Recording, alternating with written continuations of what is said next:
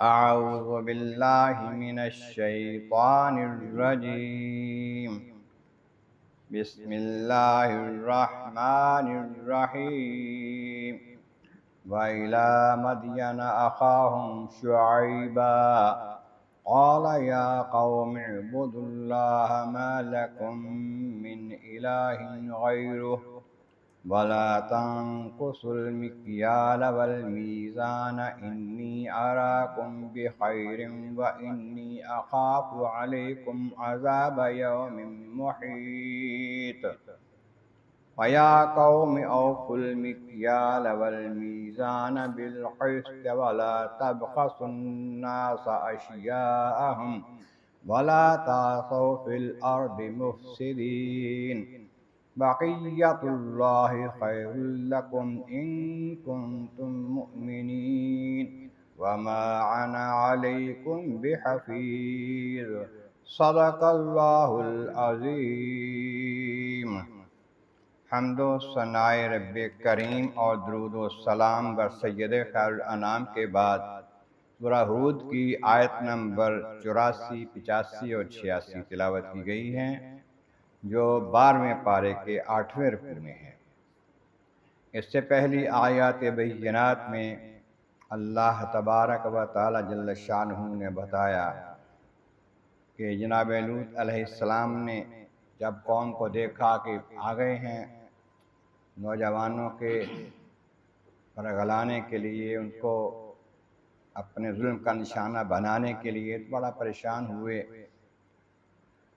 تو وہ جو آئے تھے مہمان، وہ فرشتے تھے، کہنے لگے ہم اللہ کے بھیجے ہوئے فرشتے ہیں، آپ فکر نہ کریں، آپ جلدی سے راتوں رات صبح ہونے سے پہلے اس جہاز نکل جائیں، شہر سے، اس آبادی سے، ان پر عذاب آ جائے گا۔ ہاں البتہ تمہاری بیوی جو ہے لوط علیہ السلام کی، وہ رہ جائے گی، کیونکہ وہ ان کا ساتھ دیتی ہے جو یہاں رہ جانے والے ہیں، اس کو وہ پہنچے گا عذاب۔ تو صبح قریب ہے، آپ فکر نہ کریں۔ پھر جب ہمارا حکم آ گیا عذاب کا، تو ہم نے اس بستی کو، 5 بستیاں تھیں، 5 شہر تھے، سب کو اٹھا کر بہت اوپر لے جا کر الٹ کر پھینک دیا، اور پھر ان پر پتھروں کی بارش کر دی۔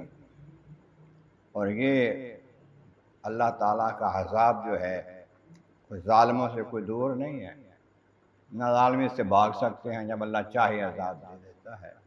تو یہ ظالم قوم جو مکہ مکرمہ میں آباد ہیں، کفار مکہ مشرکین، ان سے وہ بستی بھی دور نہیں ہے جس پر یہ عذاب آیا تھا۔ یہ آتے رہتے ہیں، دیکھتے ہیں اس بستی کو۔ اب اگلی آیتوں میں، اگلے رکوع میں اللہ کریم نے حضرت شعیب علیہ السلام کی قوم کا تذکرہ فرمایا۔ الی مدین اخاہم شعیبا، قوم مدین کی طرف ان کے بھائی شعیب علیہ السلام کو بھیجا۔ یہ مدین آبادی کا نام تھا، ایک شخص کے نام پر بنا۔ اس کے آس پاس بھی کچھ آبادیاں اس کے ساتھ شامل تھیں جنہیں شعیب علیہ السلام جن کی طرف نبی بنا کر بھیجے گئے۔ قال یا قوم اعبدوا اللہ، آپ نے آ کر فرمایا کہ اے میری قوم اللہ کی عبادت کرو۔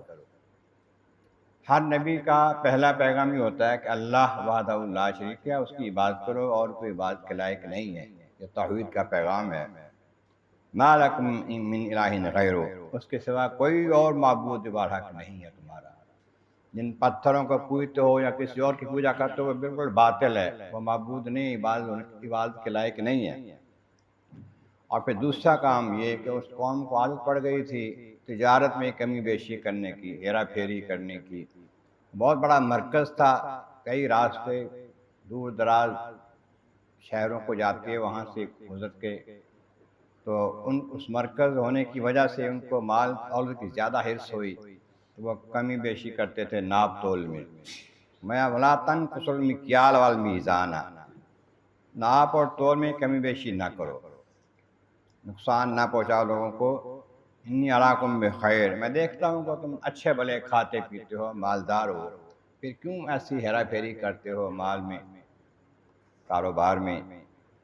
اگر ایسا کرتے رہو گے، انی اخاف علیکم عذاب یوم محیط، میں خوف کرتا ہوں کہ تم پر ایسا عذاب آئے گا جو اس دن کا عذاب جو دن گھیر لینے والا ہوگا، اس کا عذاب تمہیں آ جائے گا، باز آ جاؤ۔ یا قوم اوفی المکیال والمیزان بالقسط، میری قوم ناپ تول میں انصاف کے ساتھ پورا کیا کرو، ناپ بھی تول بھی لیتے وقت دیتے وقت مکمل کیا کرو۔ ایسا نہیں کہ مال لیتے وقت زیادہ لیا، دیتے وقت کم دیا، باٹ جو ہیں چھوٹے بڑے رکھ لیے، پیمانے چھوٹے بڑے رکھ لیے، ایسا نہ کرو۔ وَلَا تَبْخَسُوا النَّاسَ أَشْيَاءَهُمْ، لوگوں کو ان کی چیزیں گھٹا کر نہ دو۔ جو سودا کی چیز طے ہوتا ہے اس کا وزن، اس کا پیمائش پوری کرو، صحیح دو۔ لا تعصوا فی الارض مفسدین، اور زمین میں فساد مچاتے نہ پھرو۔ یہ فساد ہے تو یہ فساد کا باعث بھی ہے، جب لوگوں کو زیادہ نقصان دو گے تو غریب لوگ پھر کھڑے ہو جائیں گے مقابلے پر، پھر فساد ہوگا، اس سے تم باز آ جاؤ۔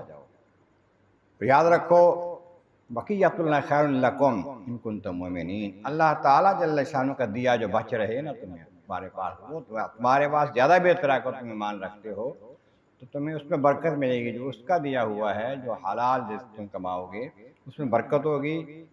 اور پھر فرمایا کہ وما انا علیکم بحفیظ، میں نے تمہیں بتانا تھا، سمجھانا تھا، بتا دیا، میں تمہارے اوپر کوئی نگران تو نہیں ہوں نگہبان کہ میں سارے کام تم سے زبردست سے کرواؤں گا، میں نے تمہیں بتا دیا ہے، آگے تمہاری سمجھ ہے، اگر کام سمجھ کے کر لو گے، مان کے کر لو گے تمہارا فائدہ ہے، نہ کرو تمہارا نقصان ہے۔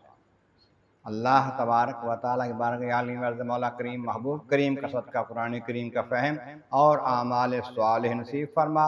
وآخر دعوانا ان الحمد للہ رب العالمین۔